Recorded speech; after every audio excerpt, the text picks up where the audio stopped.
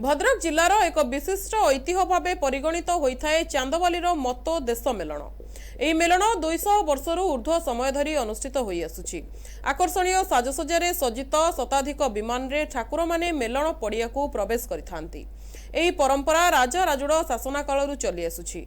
वर्तमान एही मतो देश मेलन केवल राज्य भितरे नुहे राज्य बाहरे मध्य निजर स्वतंत्र परिचय सृष्टि करिछि। पड़ोशी राज्यरू मध्य शताधिक लोक एही मेलन देखिबाकू आसिथांती। पारंपरिक घंट घंटा और लोकवाद्यर ताले ताले सारा मतो अंचल प्रकंपित होई उठिथिला। मो ना हूँ भागीरथी नायक। देश मेलन यहाँ हूँ 1801 साल चली अच्छी 2026 है। एटा परंपरा अनुजाई चली। ये मेलन हूँ निरा समस्त भल पाइबार मेलन भाईचारा। एटी भाईचारा सृष्टि होती कहारी प्रति कहारी मनमालिन ना। ये मेलन समस्ते खुशी अच्छा आपण मैंने बुझंतु जाइए आगे भी देखु ए समस्ते माहौल बहुत खुशी मनाऊँ। ए वर्ष कम से कम आम अनुमान अटकल करुचु 6 लाख 5.5 लाख लोकंकर समावेश थिला काली राति रे।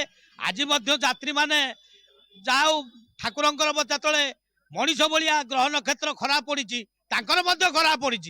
देखंतु किमती भक्त और भगवान भितर किमती प्रभेद एटा किंतु बंदा नियति।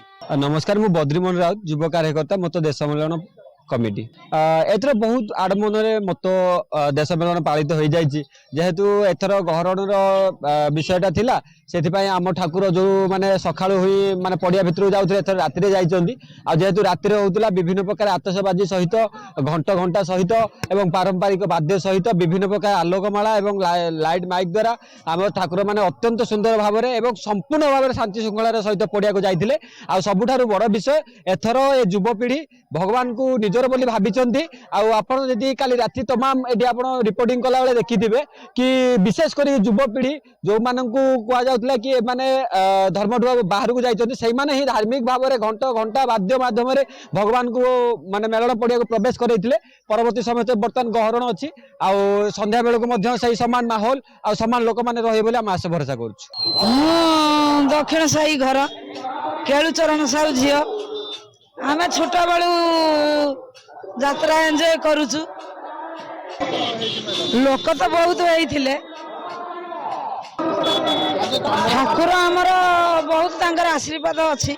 आमर जेहेतु रानी होचंदी गोपाल जी दक्षिण साईर प्रसिद्ध तांकर हैला ये मेलन सी मगौचंदी अनेक अनेक ठाकुर जेहेतु आमर रहिले तो राजा शासनर राजा ठाकुर सी हेले रानी ये हेले राजा समस्त की मगैले पुणी विदा करेबे पुणी आर वर्ष को मगैबे तांकर महिमा अछि जेहेतु बड़ी बड़ी चली।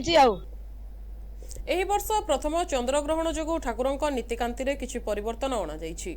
लक्ष लक्ष भक्तंक समागम रे एही पवित्र मेलन उत्सव पालित होइछि। भद्रक चांदबाली मिथुन दास का रिपोर्ट, NTV।